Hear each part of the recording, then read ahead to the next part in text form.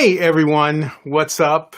It's Harry, the big dog, episode 27 on the DJ interview. Now, I want to thank everybody who's coming in for the replay. I want to thank everybody who's coming in for from YouTube, Twitch, and Periscope. Also, my Facebook page, group, and business page. Thanks everybody for hanging in there with me. I know it's been a long 30 days. I hope you're not tired of seeing me because I love seeing you.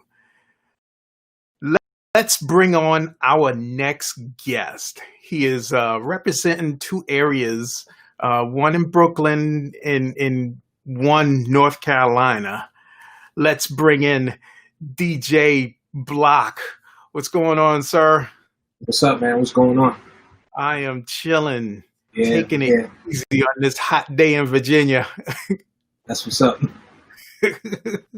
So, everybody is okay. Family's good. Yeah, family is great. Everybody's okay. Can't complain. We're blessed. Everybody's home, safe. That's good. Love that background, bro. Thank you. Thank you. So, let's get this thing started. Tell everybody your government name if you want, your DJ name, and how you got started DJing. I know some of your story, but let everybody else know how long and when did you get this itch to start DJing? So original name, my government name is Dwayne. Last name is John. So that's my initials, DJ. But I originally started DJing from my older brother, who's actually playing records. And my father was actually playing records in the house when I was a little kid, like 5. I remember him having parties in the basement and stuff like that. And I don't know if that turned into my brother starting with DJing, him building a sound with his friends. And my brothers are 10 years and 11 years older than me. So when I'm a kid at like 10, 11, they're up there already, so they're playing records and I'm following along and I'm watching them. So like 91, 92, I'm actually messing around with turntables and just figuring out like what's what, how does this work and what does a needle do and things like that. So that's where I got my itch, probably like 90, 91, just being around the music and hearing it, so that's how I got introduced to music.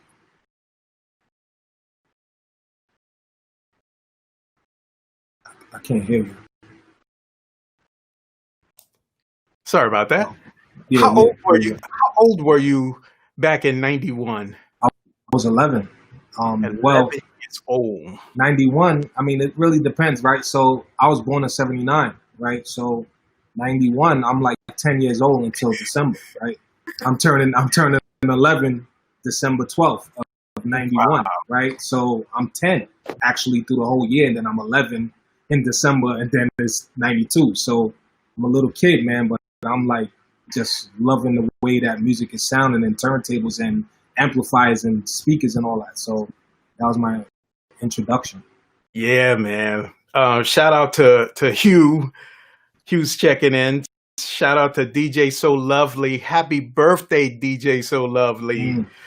Shout out to LaShawn Walker Ellis. What's going on?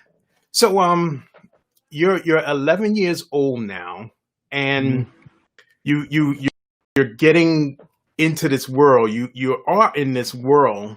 You were saying, who were you kind of going and doing DJ gigs for back then, or following, or being a crate carrier? Well, I mean, at that age, I really wasn't doing no parties yet, so I couldn't do no parties at that time. But like. My older brother Patrick, right?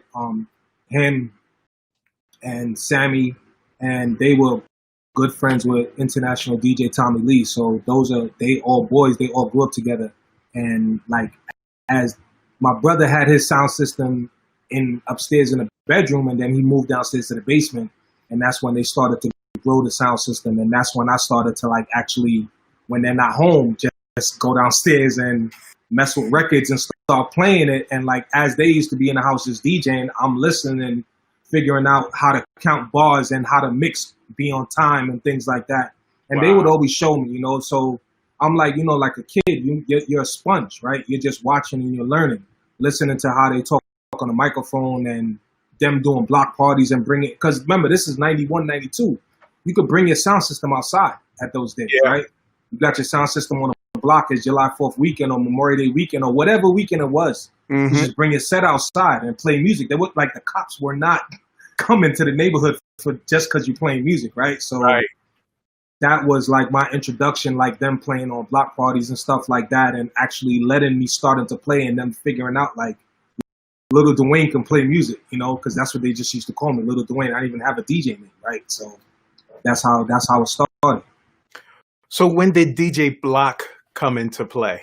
And how did you get your name? I know it's a story behind that. Yeah, I mean, well, hold on, right? So in like 92, my brothers and them, they bought Technic 1200s, right? So before that, they had audio techs, right? Some other kind of turntables, they were black or whatever, belt drive. Wasn't even direct drive, they were belt drive. So as they bought the Technic 1200s, I took the audio techs. Right. So the audio techs was in my room and I had some bullcrap mixer. And that's how I started to like work on my craft all the time. Now, if you could DJ and scratch and do all of that stuff on belt drive turntables, you're doing something. So then when I graduated and started doing the Technic 1200s, that became easy, right? So because it's direct drive and it's faster. But fast forward, so I don't even know how I got a DJ name. I guess it's because like music wise, like the Locks and stuff like that, they came out and then everybody was like, yo, D Block. They used to call me D Block, right? Yeah. They used to always call me D Block. So that was kind of my name that, you know, they used to just call me around the way, like on the block and stuff. We hanging out playing basketball, football. Yo, D Block, what up? It just stuck. But I wasn't going to make my name DJ D Block because I already knew that there was the Locks and stuff like that. So that's the era I come from. If somebody already has that name, I don't want it, right? So I just put DJ Block instead. So that just stuck, you know, and then I just went from there, you know. Nice. So you go on with your brother and international DJ Tommy Lee. Yeah. And you know, what are you doing with them?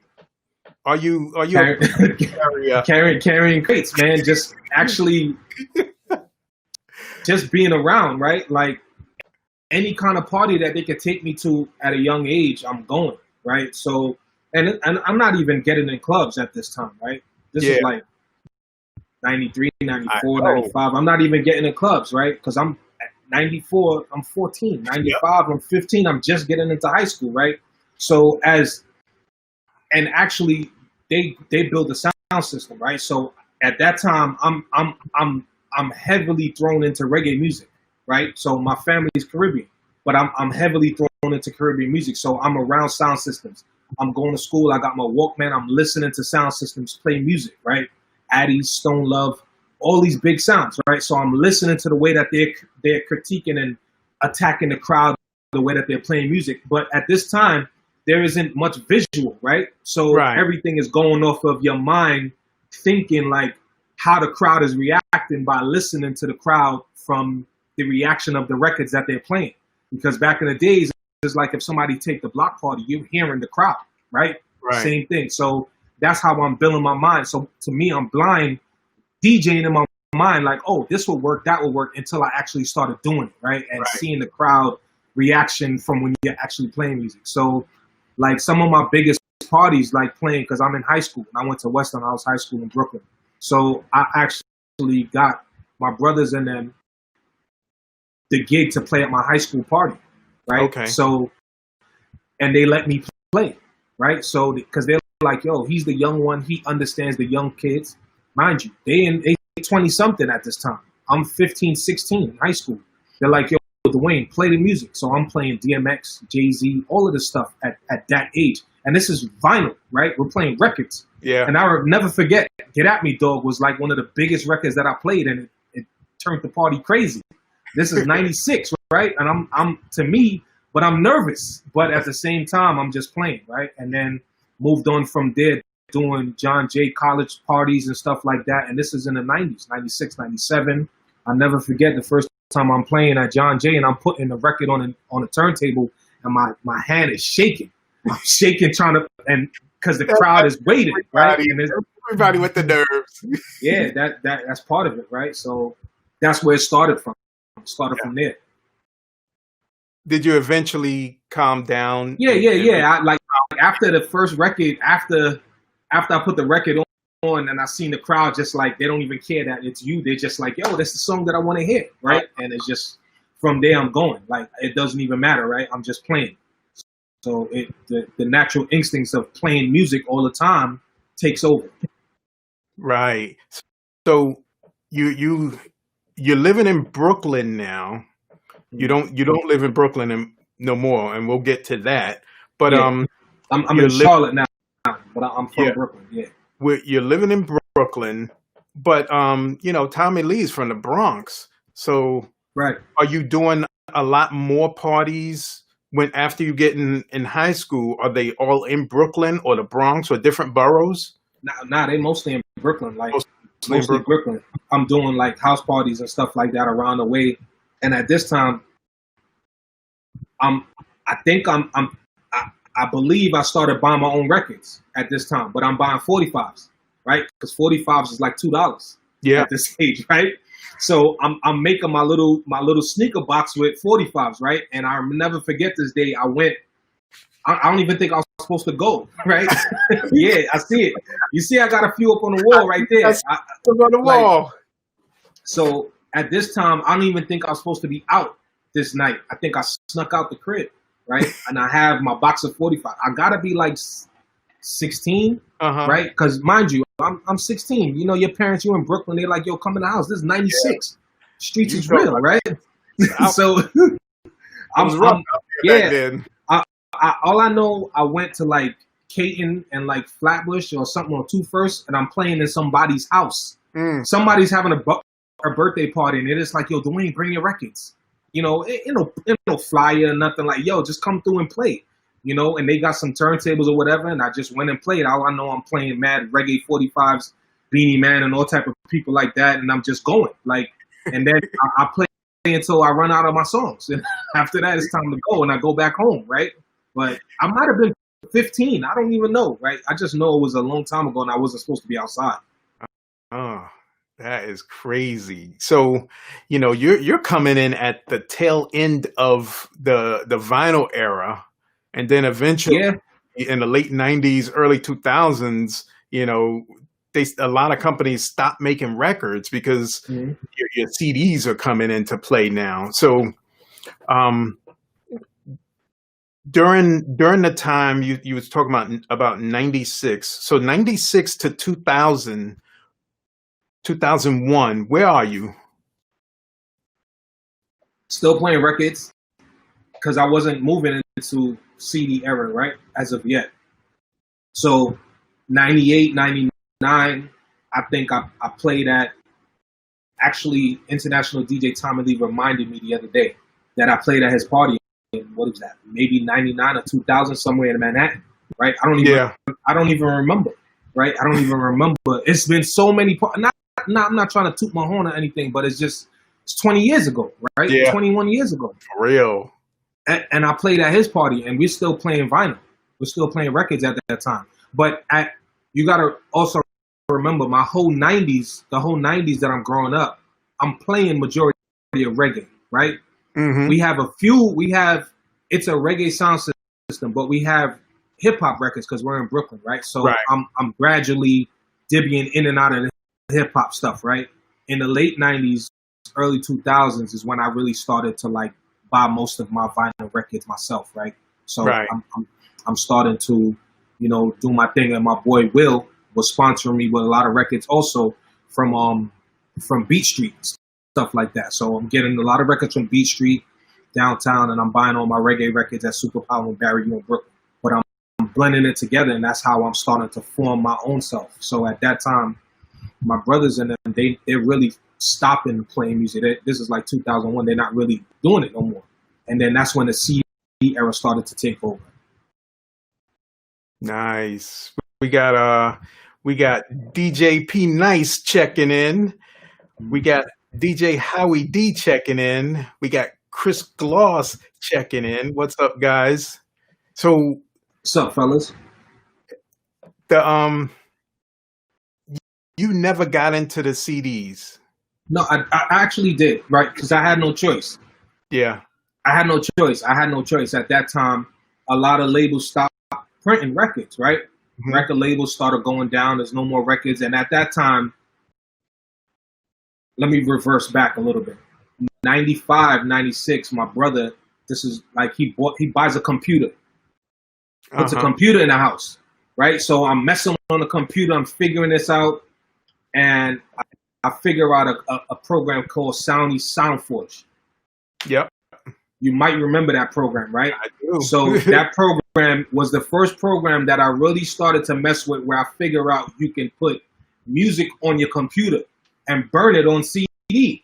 So I already knew how to burn songs on a CD, right? Because I'm already moving out of the mixtape game, right? So I'm making mixed CDs now and giving them out to my boys on the block. We all got CD players in our car. So I already started figuring out how to put music on CDs. So in the 2000s, I'm like, all right, a lot of the records that I have, let me burn them and put them on CDs so that now I can play, because now we're in an era where we didn't have CDJs yet. CDJs might have came up, but I didn't know anybody who had a CDJ 350, right? Because that was a CDJ, the Pioneer 350. I didn't know nobody had that. Most people had the Denons and the Gemini. So that's what we were playing on, right? So I'm loading my CDs and I'm playing. But at that time, I'm really losing the craft because it's not fun. It's not the same like playing vinyl. So I was kind of like 2001, 2002, leaving it alone. I'm like, I don't really care, right? I'm like, I don't want to go with the CD era thing. So I'm kind of like sitting back, like I'm going to just chill. But I'm still listening to music and I still do my thing in the house. But as of like actually pushing my career forward, trying to DJ in clubs, I was like, nah, I'm all right. But I still have stuff on CD though. Right. Was there ever a point you wanted to quit DJing? I mean, probably at that time I didn't want to DJ no more, because just the way that I grew up playing music, I didn't care about it. You know, it wasn't, there's just something about, and I guess this is because I grew up with turntables, right? So playing on turntables feels like you're doing something. It feels like you're DJing. No matter if you're using Serato or you're playing vinyl, it feels like you're actually DJing. Playing on CD players back then, the push button joints, you're not really doing, to me, it didn't feel like I was doing anything. So I kind of lost the love for it. So I kind of was like, I don't want to do it no more. Yeah. But there's more stories coming up with promoters and all that stuff that make you don't want to play and all that too. I could get into that too. We'll get to there. So now around this time, you kind of take a turn in your career. Is it this same time you took a turn into your career? And with maybe a little bit. Not as of yet. I already had the itch for it though, right? So because we have the sound system in the house, and it's times that, you know, my brother and them is not home, and I got to figure out how to turn this thing on, right? Now they got QSC amps, they got Ashley EQs and all type of stuff like that. And I'm like, yo, how the hell am I going to get this thing to play? And I'm calling my brother on the phone like, yo, how do I get this thing to play? My brother not answering, you know, so I just mess with stuff and I'm trying to figure it out. And then, that's how you get this shit on. Oh, you turn that amp on. Oh, that amp turns on that speed. Oh, okay. And I'm just messing with it and then I get it to work. But that drove the itch for me to become an engineer, because like later on in the 2000s, I went to school to become an audio engineer because I just wanted more than just DJing. I wanted to know why the concert sounds the way that it sounds, why your artist on the stage sounds like that. So I went to school to become an engineer. I really went to school first to become a broadcasting engineer. I wanted to work in radio. I went to college, and then I was like, this shit, I don't want to do all of this college stuff. And because they give you a bunch of other classes that you don't really have to, that has nothing to do with music, but you still got to learn it. Like rhythms of theory and stuff like that, with piano. And you got to learn the musical, the music notes and all of that, bass clef, treble clef, you got to learn all that. But I was just like, I just want to know the specific things. So I went to audio engineering school, Institute of Audio Research, and I got my degree, and I went from there, and I just started going from there, learning more and more. Now, are you at this point, are you still DJing? While I'm going to school? Yeah. Yeah. So this is like, so audio engineering was just something that I was like loaning for. I was trying to do it. I didn't do it yet. So this is mid 2000s, right? Right. Late 2000s, like 2008, 2009, 2010, I get back into DJing. I get back into DJing because of Serato. So I skipped a few years, right? So like 2005, 2006 is the first time I've seen a DJ use a computer on stage. And I'm like, yo, what is he doing? Right? I'm like, what is he doing? He's I don't know what he's doing. He's up there cheating. He's using a computer. I'm like, why is he using a computer? Like, I'm like, hold on. I'm like, why is he using a computer? So I go and I look, and he's using a program, and he's DJing, and I'm like, oh, this is crazy. Wow. So let me figure out this, right? Let me figure this out. So then I get a computer, I get Serato, and I'm like, oh, you can use turntables with this thing? But mind you, I went out and I bought CDJs, Pioneers, because I'm like, oh, you have to use Pioneers. Everybody uses CD players. My dumbass. If I knew that you could just use turntables, I would have never bought CDJs. Never bought them, right? After I'm using my CDJs, I sold them like 2-3 years later. Wow. And then like this is 2007, 2008, and I'm back in DJing. And me and Tommy we did a So then I get back in touch with Tommy. Tommy calls me like, hey, Bloc, what you doing? I'm like, yo, I'm here, I'm chilling. Like, he's like, yo, do you want to come out do the Poconos gig with me? We got a few people that's gonna be out there. We go to the Poconos. Lloyd is there. We do a concert. Some other people. And then we right back in it, At that time, I'm doing clubs in Brooklyn. Clubs now. I'm doing mad clubs. Right. So, Tom, yeah, go ahead.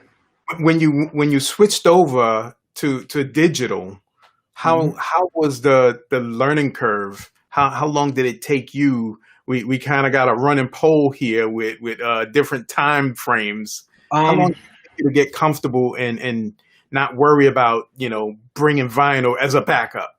Just for your own comfort? Maybe about a week. I wasn't bringing vinyl as a backup. I wasn't like, I wasn't carrying it because you gotta remember, like back in the days, you doing vinyl, you got a crew, right? You got a crew coming with you to go play parties. Yeah. 2007 up and on, ain't no more crews. Dude's just DJing by himself, right? So I don't need 2 and 3 people to come for me to go play a gig, right? I got my book bag and that's it. I got my laptop and I got my Serato box and I'm good. Like, we going and plugging in. I'm doing a little research to find out who else is playing on Serato so we could try to like line our stuff up because everybody didn't have Serato at that time, right? Some people were still trying to figure out, is this the way to go? Is this thing going to work? Is it going to not mess up with me in the middle of my gig, right? So a lot of people are nervous, but we had to take a chance with technology and it worked out. Like it's 2020? Yeah. Serato probably been around 15, 16 years. When you think about it, right? Yeah. So, they've been out a long time, and that's where most people, DJs, they grew up on Serato, even though there's virtual DJ, there's Record Box and a couple of other ones out there. Most people took to Serato. Yeah. Now, what's crazy is, you're now in the late 2000s. Mm-hmm. This is when your career starts to change into the audio engineering. Right. So like late 2000s, maybe about 2009 to 2010, 11, that's when I really start actually driving for it, right? Because I'm going to big concerts now and I'm seeing more, and I'm already doing mad clubs, right? I'm doing mad clubs in the city. I'm in Brooklyn. I'm going to Jersey now. I'm already opening up into Jersey, meeting people, and I'm doing strip clubs every weekend now, right? This is before strip clubs was the thing in New York City, right? At the same time, I'm going to school. So I'm Right. not working a 9 to 5 job. I'm just DJing. Wow. I'm just DJing. I was just DJing for like 5, 6 years, right? So I'm just DJing. And then I go to school, right? So I'm going to school during the day, and I'm not making mad money, but I'm making enough money where I'm at home. So if I'm home all day and I'm going to school in the evening, right? From like 4 to like 9 or something like that, part time. It's not many hours, right? But after 9 o'clock, Tuesdays and Thursdays, I'm going to DJ a club, and I'm making like $250 each party. So it's 2 parties, that's $500. So, and then I'm doing a party on a Sunday. It's not paying much, $150, but we do the math. I'm at $650 a week. Yeah. And I'm home all day, right? So I'm working on my craft, I'm learning, and I'm making money during the week. It's not a hell of a lot of money, but it's better. It's equivalent to someone probably going to work, working 40 hours a week, right? And I'm making this in 3 days of work, only working like 2-3 hours a night. So I mean, it's working out, right? And then I get my degree, and then I start working at Riverside Theater Church in Harlem. I'm working the soundboards. I meet this guy. I don't even know how I met him. Like, I guess from school. Met this dude from school. He's from Jersey, and he's like, "Yo, all right, cool. I got this gig. They looking for an engineer. They want somebody to do sound and lighting and learn this and learn that." And mind you, I'm straight out of school, right? So, what's this guy's name? His name is Sean Carter, not Jay-Z, right? Not Jay-Z. No, his name is not Sean. His name is William Carter. William Carter. Okay. He works at Riverside Theater Church. He is the head sound engineer for the place, right? He's running the whole show. He also does Regis and Kelly. He's in the union working he's a soundstage union. Wow. He does Regis and Kelly, black guy. So my boy introduced me to him at Riverside Theater Church. He's like, "All right, Dwayne, I'll give you a chance. I'm gonna hire you. We work like 2 days a week or whatever. You do a few shows, and then during Christmas time, we got Nutcracker. We're working every day of the week. Mind you, I'm getting paid $40-something an hour Nice. to do this, right? So I'm engineering the show, learning, still DJing during the week, right? Doing this, and I'm getting experience the same time as I'm going. And he's paying me as I am a union worker. Mind you, there's union workers in New York City for when it comes to audio engineering, right? So you can't just go work on Broadway. You got to be in a union, right? To be an engineer, soundstage, anything, you got to be in a union. But he's paying me as if I'm a union worker because he's like, "Yo, I believe I've given people a chance, and I'm not gonna." They're paying him as the director.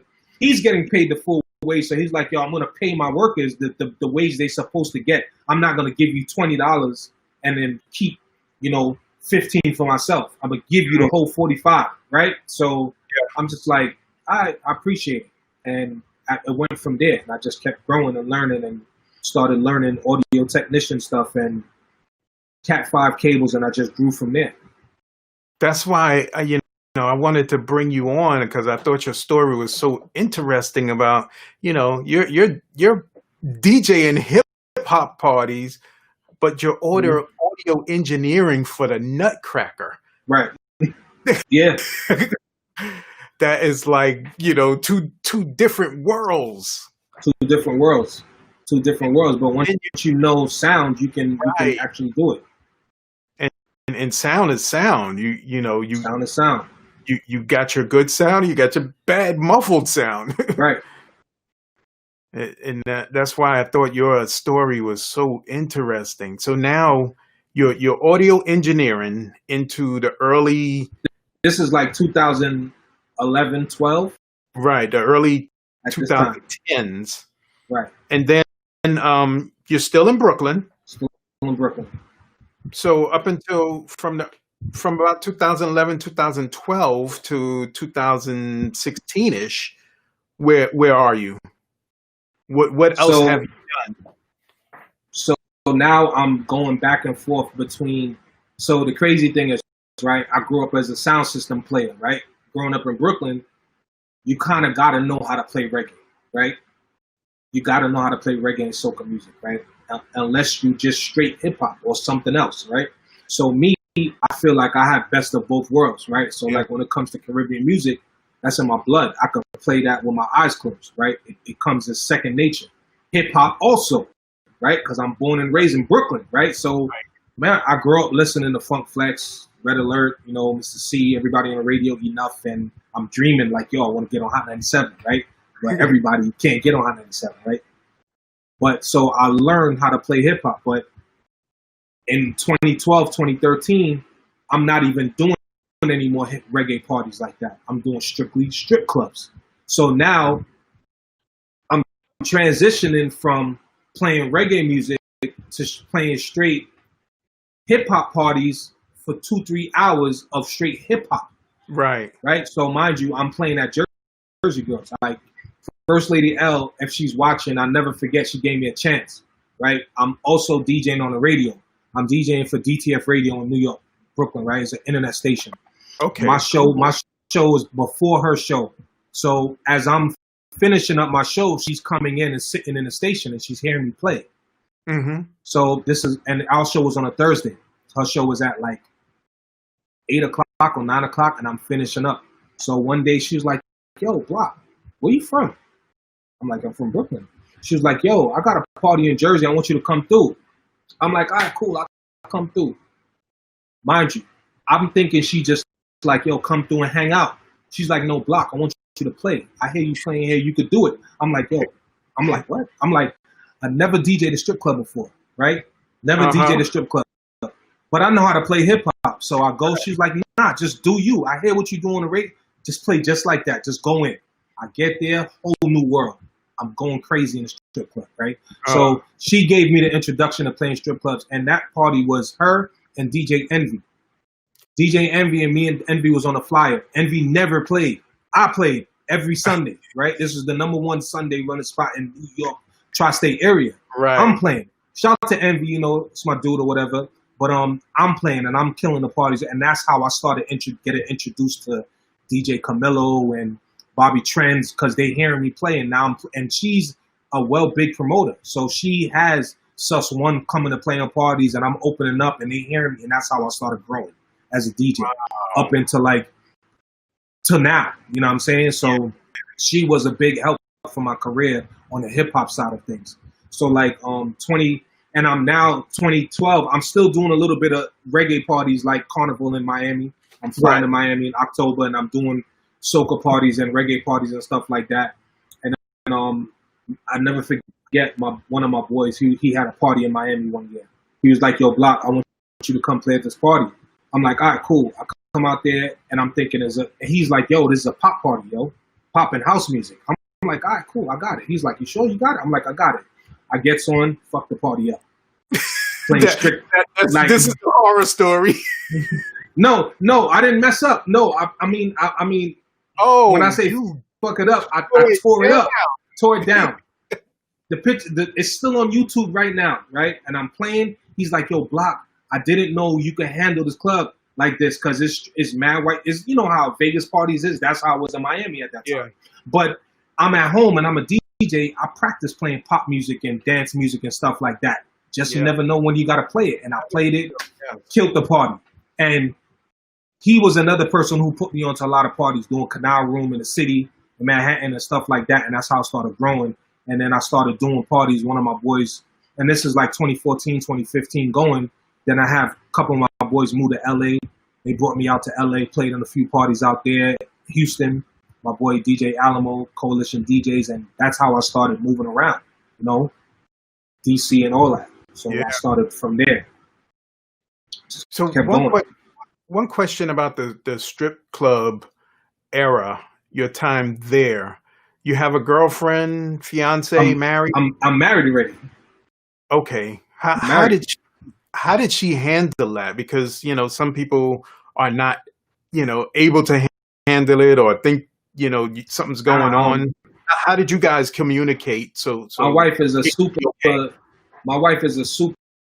like, So big supporter, right? So my wife is responsible for some of my DJing habits, right? So I remember back in like 2007, 2008, I'm doing a lot of baby showers also, Right.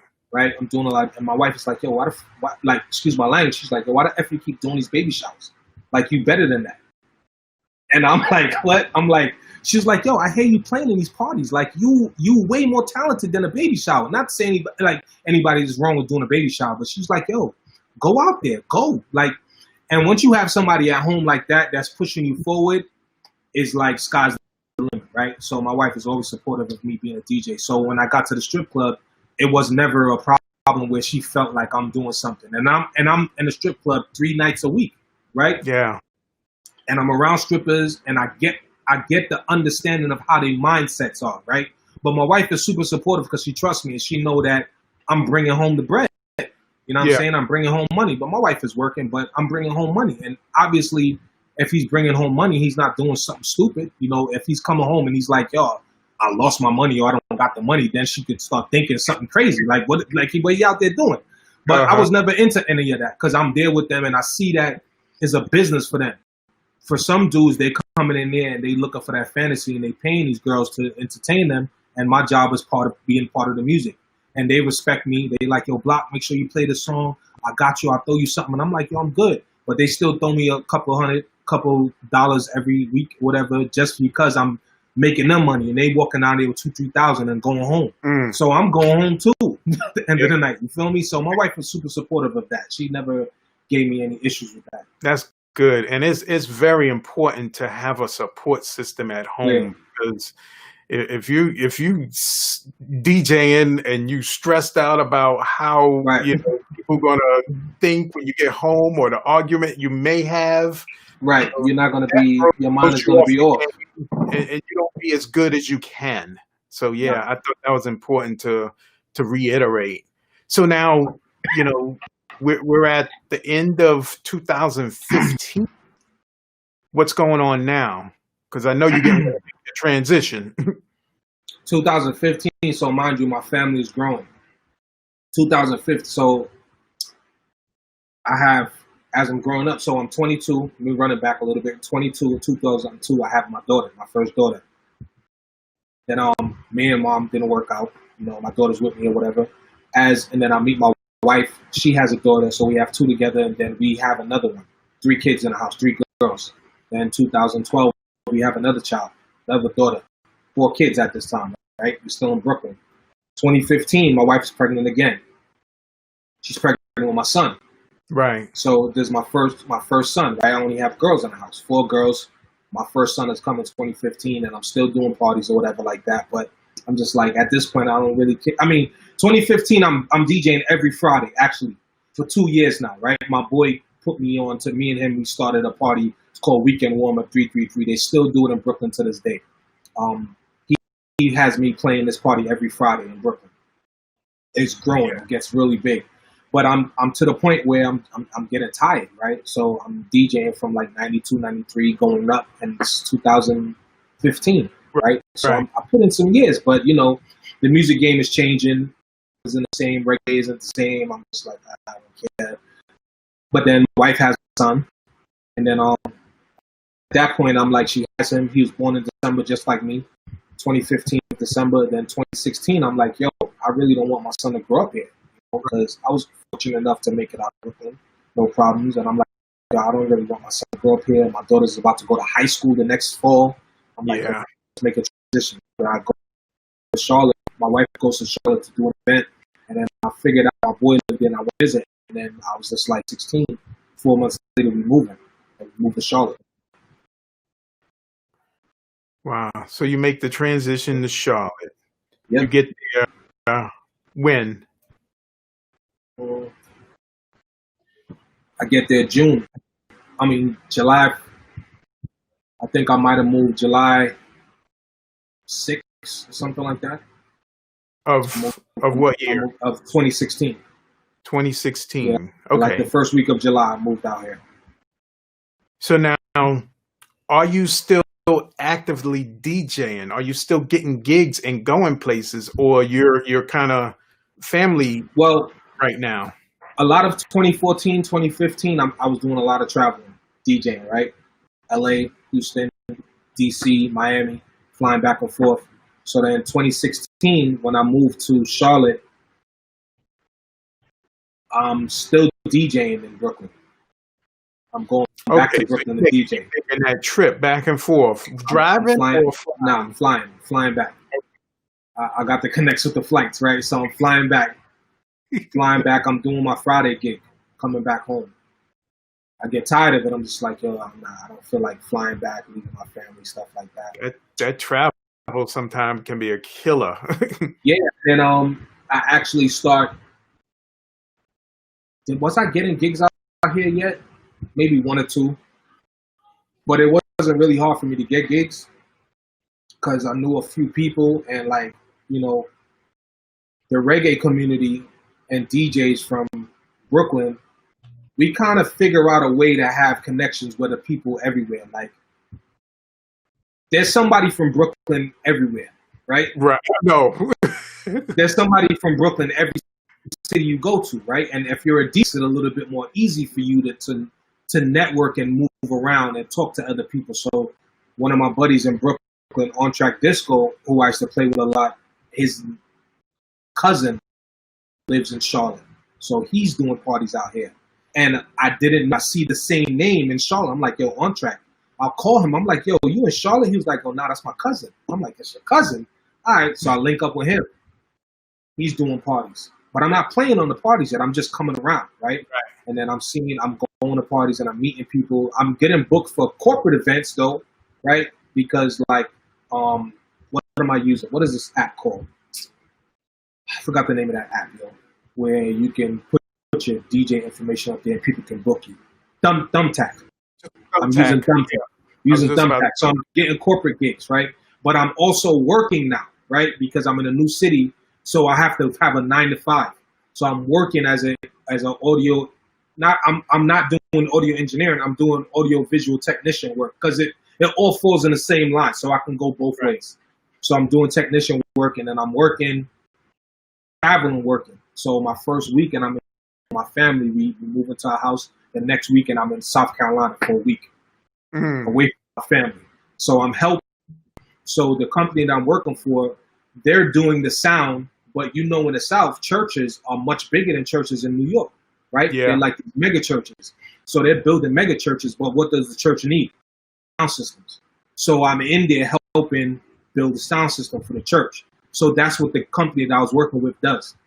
And I'm like, yo, why are we working so many hours? Like we working 10, 11 hours. I'm like, what the hell is going on? 10, 11 hours straight for the whole week. Wow. Following week, they're like, yo, there's no work this week. I'm like, what? I got bills. What do you mean there's no work this week? We knock out, we try to, until we get a next contract. I'm like, what the hell is this? I can't do this. Find another job. But I'm still DJing back and forth for little parties here and there. Right. Going back to New York. It's a struggle. So I'm working with another company and then they fired me. Right? They fired me. First time I'm ever fired in my whole life from a job, right? Mind you, I'm 36 years old. This is 2016. Yeah. 36 years old. I'm not getting fired. I'm in Charlotte. I don't have my family. My family's in Brooklyn. So I get fired. I'm like, what the hell is going on? So I'm figuring it out. So now I go back into straight DJ mode. Like every weekend going back and forth to New York because I got to make money. Every weekend I'm out. Yo, going to do this party. And I'm making the money, but I'm away from my family. Traveling. It's hectic, but it worked out. Things turned around and I just kept going. Wow. So when did you start really heavily DJing in Charlotte? Probably so I moved to Charlotte July. All of this has happened in the first 3-4 months that I moved to Charlotte, right? I get 2 jobs. I lost a job. Then Labor Day weekend, I'm flying back and forth to New York doing parties. Labor Day weekend, I can make a lot of money. Labor Day weekend in New York, so I'll go back. So then late 2016 is when I started getting into more clubs in Charlotte. And what helped me, I believe, is because I got on the radio here in Charlotte. So it was Thanksgiving weekend, Thanksgiving All Mix weekend. That was my first time playing on the radio here in Charlotte. So I got on the All Mix weekend, and I'm mixing, and I'm on the radio in the whole city. So then the doors for me to actually start getting into more clubs and meeting more people. And, you know, some of my boys went to college out here and introduced me to some of their college mates, and they started booking me here and there. More people start seeing me and hearing me, and I'm a new, fresh person. I'm from New York, but I'm not coming out here trying to say that I'm better than anybody else that's from here, because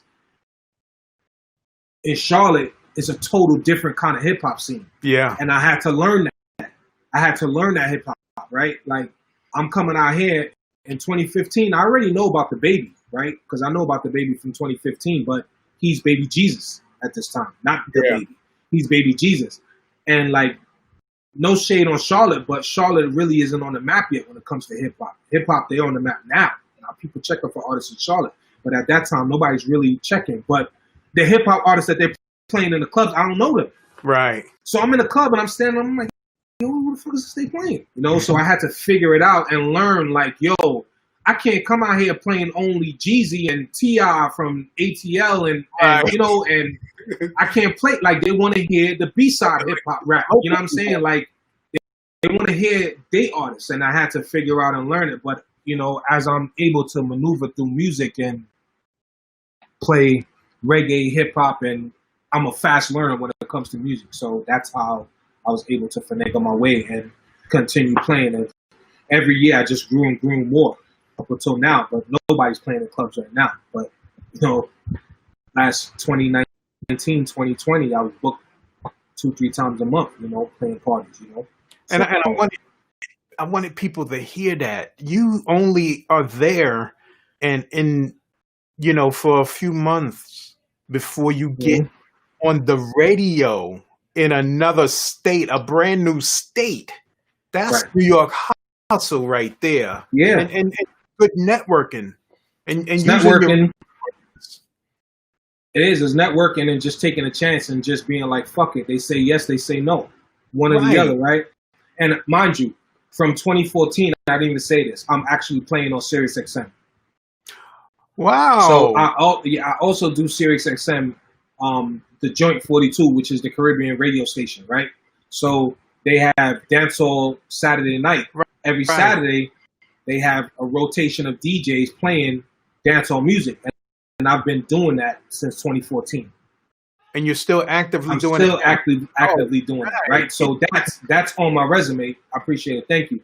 That's on my resume, and I use that as part of how I pitch myself to the radio stations. You feel me? So, like, I know how to work the boards and things like that with my engineering background, and I could DJ. So I reached out to one of the people at 92.7 The Bloc. You know, that's a radio station here in Charlotte. And I reached out to the program director and one of their, you know, main DJs and just asked, like, hey, one of y'all, like, can I get on the All Mix weekend? Like, I'll send you a mix or whatever. You listen to me play. And they listened. They was like, all right, you on. And it just went from there.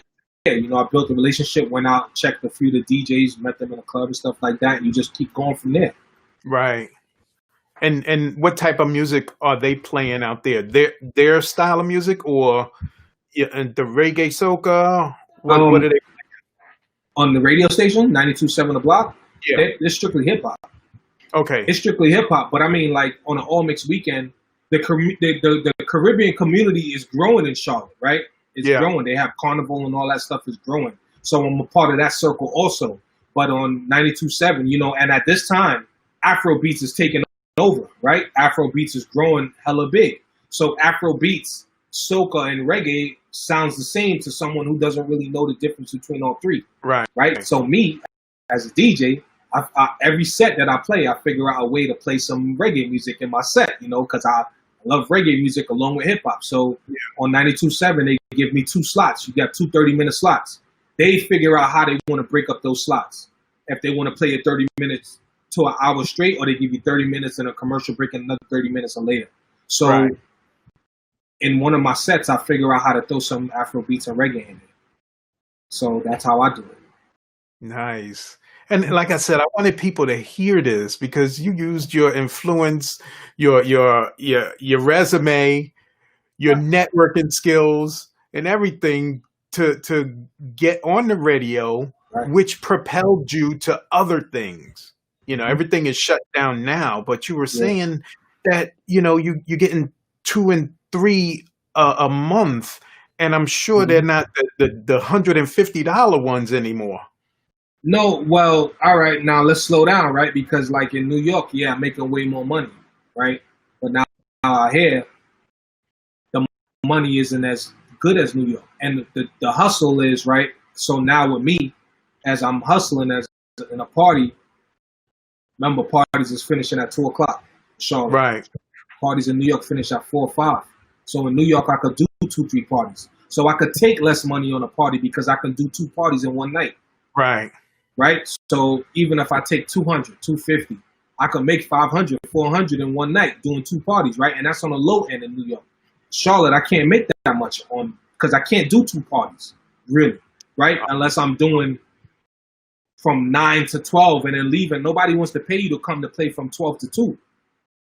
So Oh, now in Charlotte, I gotta figure out, all right, if I'm gonna come to your party, you gotta pay me a good enough amount of money where I'm gonna be there the whole time. But now you're dealing with people who are actually trying to figure out, is this promoting thing for them, right? And now they're trying to cut back on how much they want to pay you.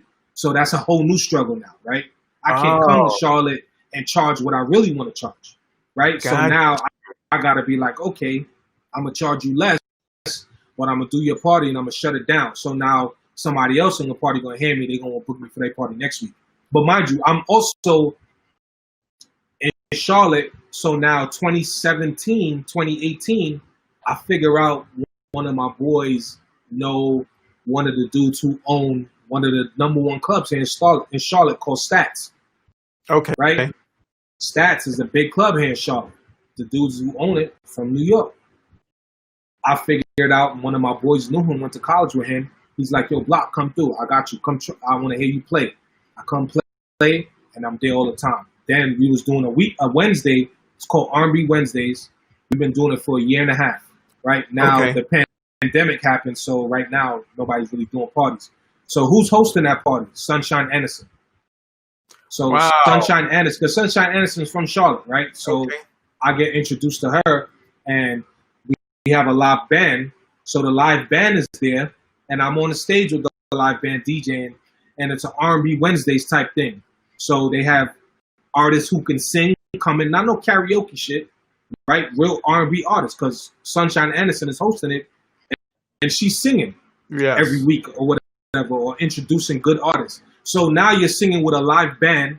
So the beginning part of the party, I'm DJing, I'm doing the early part, and then the band comes on like, so this is after work. It starts at 7 o'clock. Band comes on at 9 o'clock. I start from 7 to 9. Band comes on at 9 o'clock. Sunshine Aniston introduced the artist, and then she sings, and then they go to like 10, 10:30, 11. And then from 11 till 1, 2 in the morning, I'm DJing the rest of the party.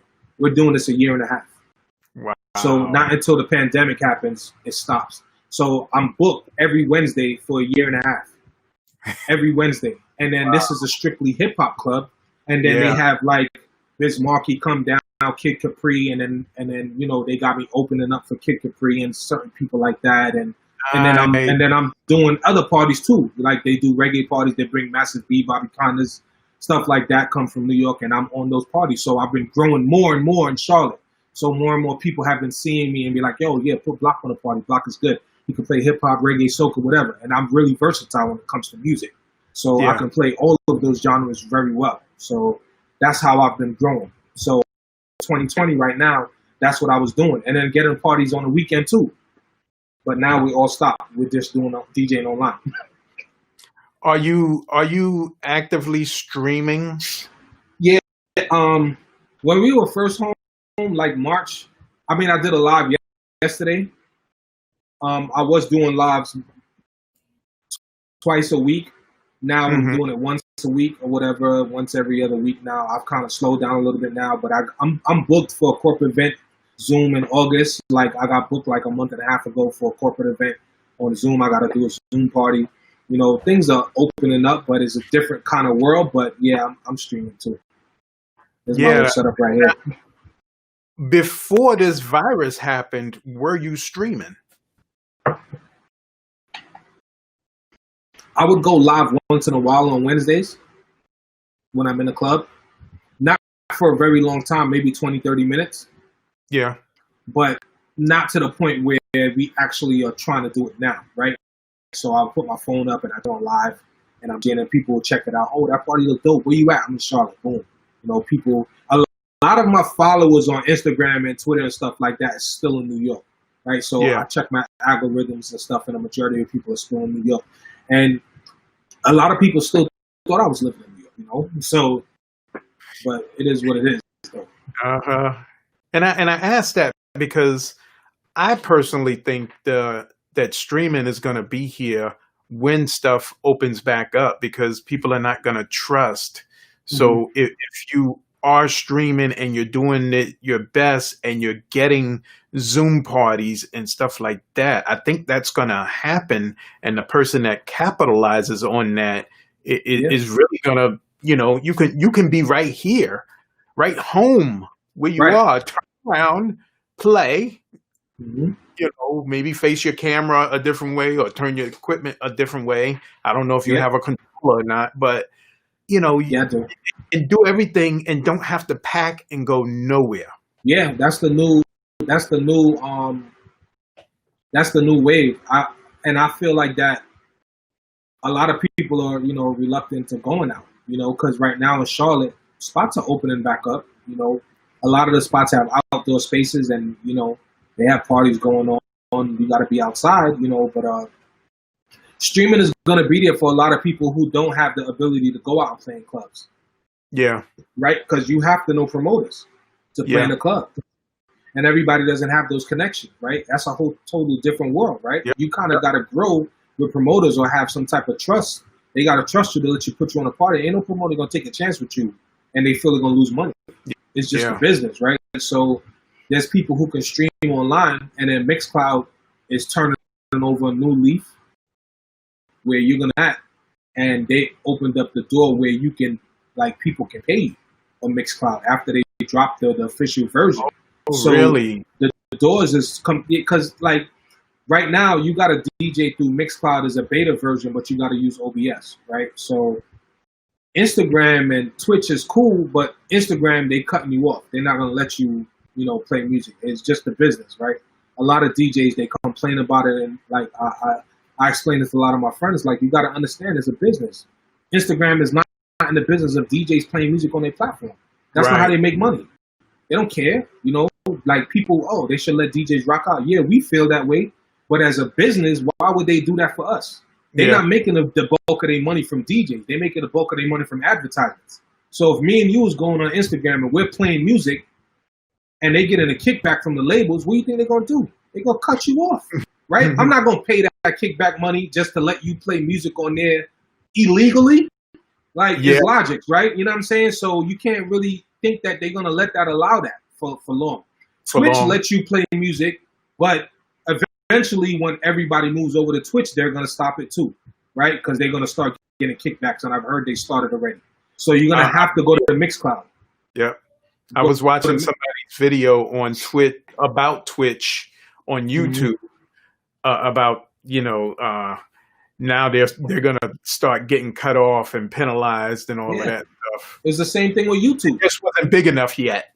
Now they're getting on the map because exactly what you said, people are migrating over to Twitch. So now, Twitch is getting on the map and the record labels are like, okay, you're not paying us. Right. And I knew about Twitch for about 2-3 years. Because one of my coworkers who I worked with, engineering, we're audio technicians, he's a DJ too. But he plays house music. He plays house music and stuff like that and dance music. And he was like, yeah, I'm on Twitch all the time. He's always on Twitch. Showed me his videos. The shit looked crazy. I'm like, what is all of this going on? He was like, get on it. But I was just like, nah, that's not for me. I don't feel, I'm not setting up a webcam. But he was 2-3 years ahead of us, right? So as other DJs who's been on there, is us hip hop DJs and, house music DJs and Caribbean DJs who's now figuring out Twitch, but it's been there, right? So now it's getting oversaturated. and they're starting to cut people off. Just like how YouTube was, people were streaming on YouTube before too, and YouTube cut down on it the same way. You can't if you want to stream on YouTube, you got to have over 1,000 subscribers, and then you got to play songs that's in their database. Yeah. There's a lot of stuff you got to go through to DJ on there. So Mixcloud is probably going to be the best way to go. But and it's only $50 a month. Yeah, I have an account, but I haven't even used it yet. Yeah, I think it's really cheap, and it will be viable because you're not going to get cut. Nah, because they're paying that license. Hello?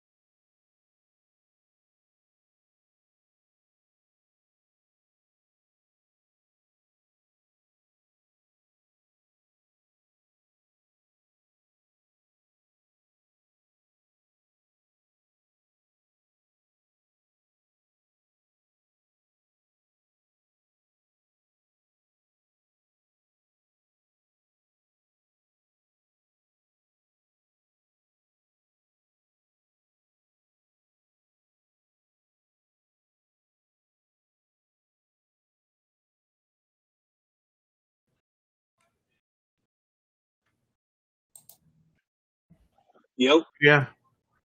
I don't know what happened. Hello?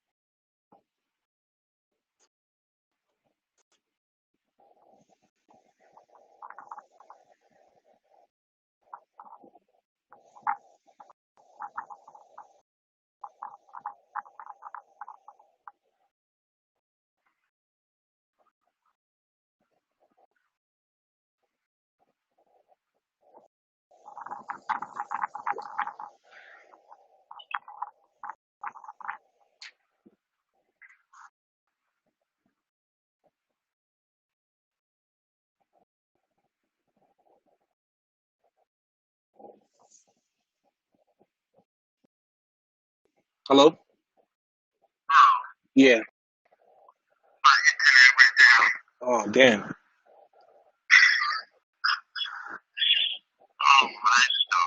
Oh, man.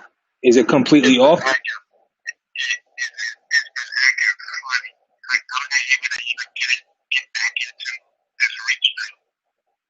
Oh, damn. All right.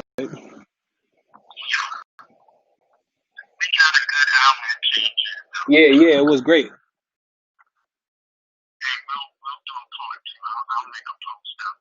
Yeah, let's do a part two. It was great. I appreciate it, man. Will it be saved on YouTube?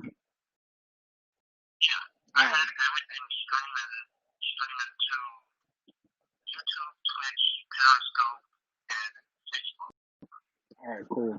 So how can I get a copy of it? Copy of the actual interview? Yeah, I mean, I can, when I download it, I can send it to you. yeah, I would appreciate that. Yeah, that's no problem. All right, man. Other than that, you can share them.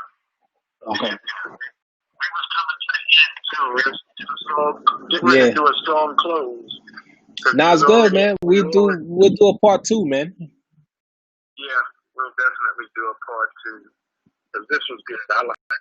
This was good. Yeah, thank you, man. I appreciate it, man. So do I just close out of this restream? Yeah. All right.